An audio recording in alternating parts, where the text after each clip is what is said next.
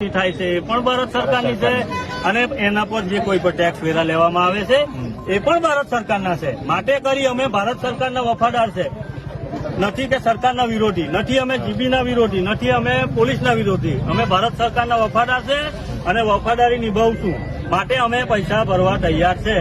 પણ અમારી એટલી રજૂઆત છે કે ભારત સરકારની ટેજરીમાં ભરણું ભરાવવું જોઈએ અને ભરનારના નામની ભરણા પાટી આપવું જોઈએ. બરાબર? કે જીબી વાળાને એવું કેવું છે કે અમે ભારત સરકારમાં ભરતા છે, તો અમારા જીબી વાળાને એવું પ્રશ્ન કરવામાં આવ્યો કે તમે ભરતા હોય તો અમને બતાવો ને, પ્રૂફ તો હોય ને ભર્યું હોય.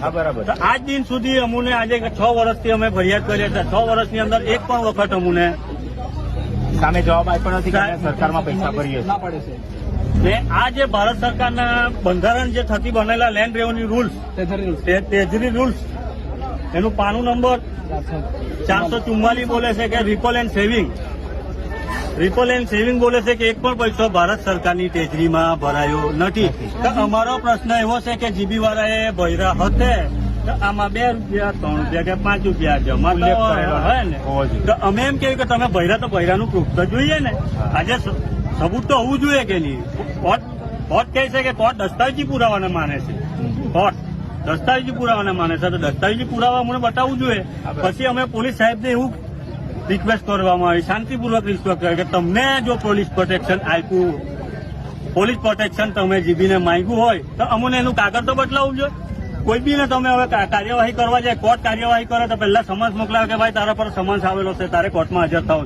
તો કોર્ટ ડ્યુટીને કે ભાઈ કોર્ટ ડ્યુટી અહીંયા આવ, સમન્સ બજાવો. સમન્સ બજાવો એટલે જે તે તાલુકામાં અધિકારીને બોલાવે કે ભાઈ અધિકારી તું આ ભાઈને રજૂઆત કર કે તને કોર્ટે બોલાવેલો. તો અમને બી જાણવાનો હક હોય કે નહીં કે અમારા પર કાર્યવાહી કરવાની કયા હેઠળ.